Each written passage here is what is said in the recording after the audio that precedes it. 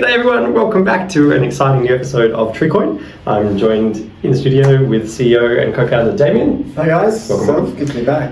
Remember, just before we get started, to hit the like button, jump in, subscribe, and check out all our other social media. We've got posts across Instagram, Facebook, LinkedIn, and Twitter, so do jump in. So today, Demian, we're talking about growers and the process of grower, both like the onboarding process of becoming a grower, what it is to be a TreeCoin grower, what that even means, like what are you growing? So I'm going to ask you some questions about what's the process, what do users do, and how do they even get started with that? If the only thing they've ever seen is this podcast and they've never heard of us before, could you walk us through that process? And then maybe later we can talk about a technical question about that as well. Yeah. So if Billy, Billy's my favorite go-to random non-playable character.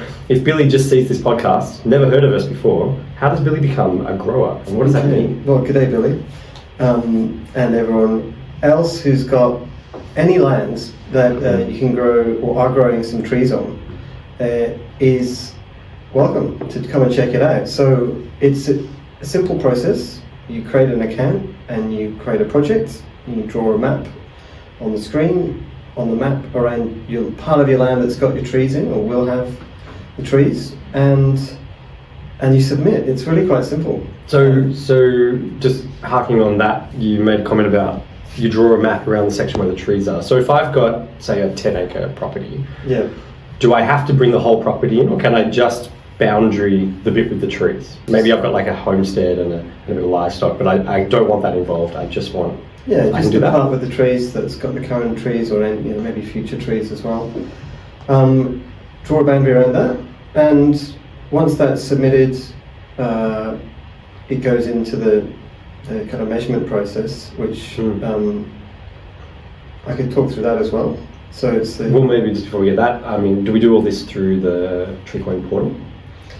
So the app is something that most convenient way to use it on your phone, app.treecoin.global, and you can also log on a computer to have a bit more flexibility in how you manage your account once it's up and running.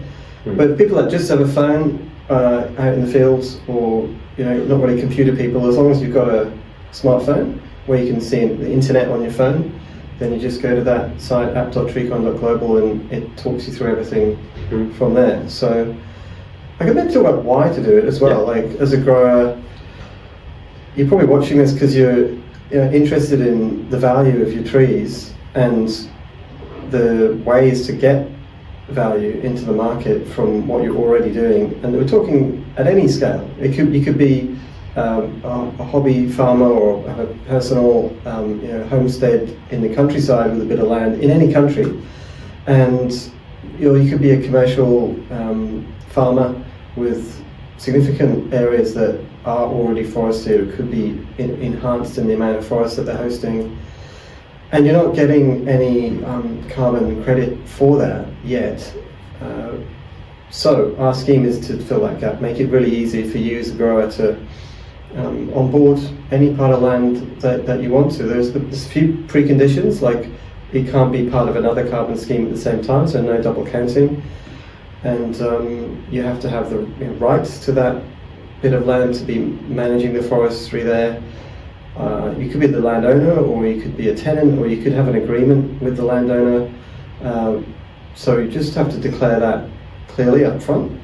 And you have to make a commitment as to how long you'll keep the trees intact, which doesn't have to be forever. With the TreeCoin standard, you're welcome to set flexible retention commitment period, and the buyers later on, when they're looking at the tokens that come from your land, will see where it's from, and also how long you're committing to keep the trees in place.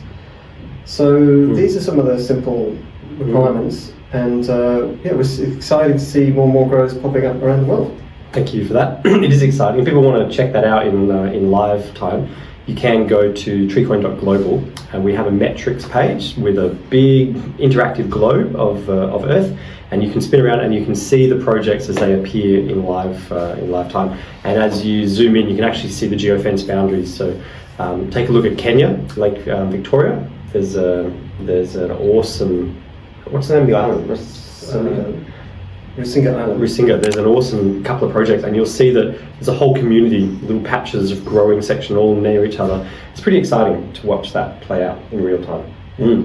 And we should note on what you just said, Damian, about the no double dipping. So TreeCoin does, we do have systems in place to make sure that we collaborate with other carbon systems and schemes around the world to check on other boundaries. So if someone has got a project that's active in another scheme and that they're part of these global registers, public registers, then that won't be allowed to join double dip. We want to make sure that this is all very legitimate and upfront, very across the board and very transparent. Yeah. So everyone feels confident at home. Yeah.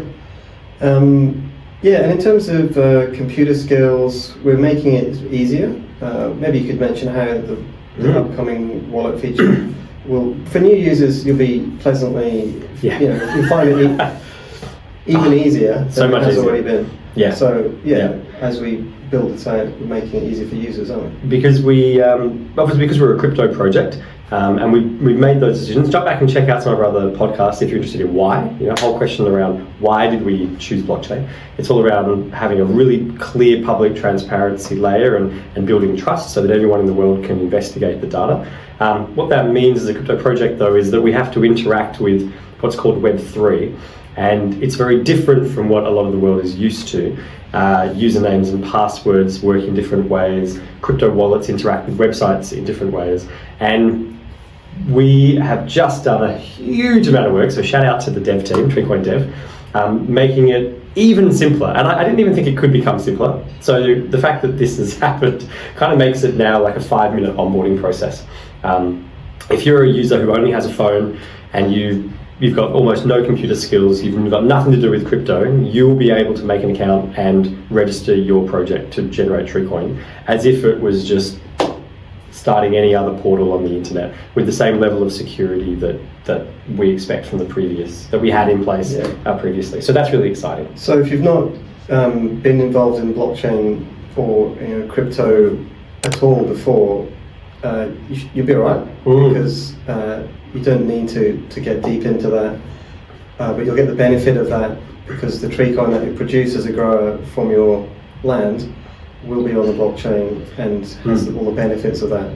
Yeah, it also means one of the benefits for all of the users is that as a crypto project, they're your tokens. The tokens you generate, they're your custody, and the TreeCoin portal aims to make it easy for you to manage that and sell those to buyers who will be retiring them for carbon offset purposes, but you're in control. TreeCoin exists as an auditing platform and a management platform. We're not the holders of your tokens. That's all we do. That's part of the fun that comes with crypto projects these days. Yeah, no, that's good point. Yeah.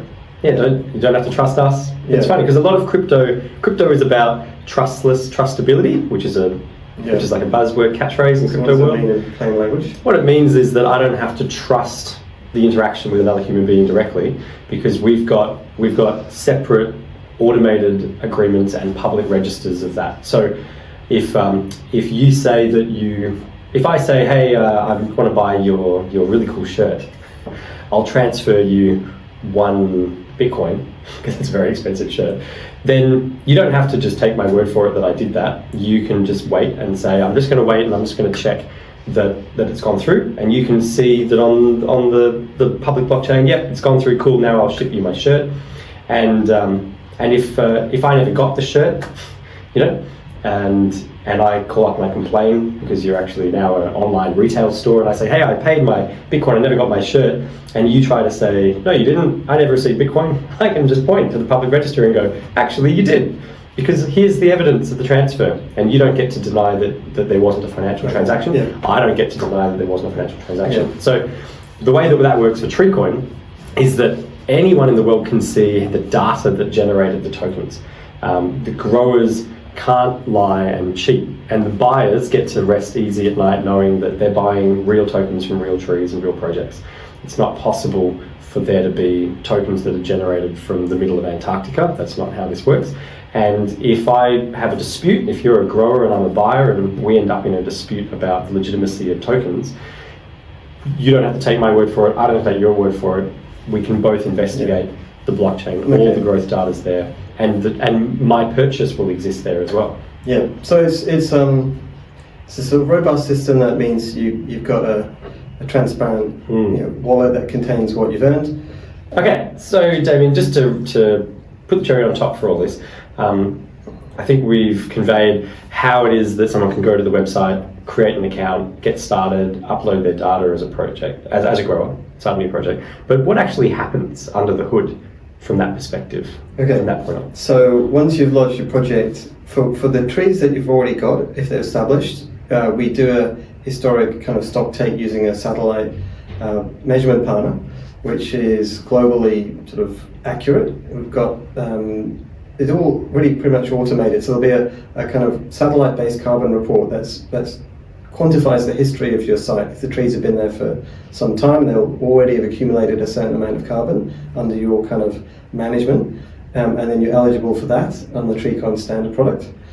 And then moving forward, the same system will be used to do like periodic updates. So you'll be credited with the additional carbon growth into your forest over time moving forward.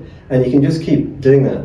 There's an incentive to stay in for longer. After 10 years in the scheme, you can start to earn silver coins. You start off from bronze and you move to silver. And after 25 years continuous in the scheme, you would be eligible for earning TreeCoin Gold. So we have a kind of longevity incentive reward system. But from day one, you earn TreeCoin Bronze, which has got a value, and you're good to go. Awesome. Great. Well, thanks, Damien. I think that clears it up. If you've got any questions or you want to drill in more into that, add a comment, send us an email at hello@treecoin.global if you've got specific burning questions that you want us to answer. Otherwise, we'll see you in the next episode.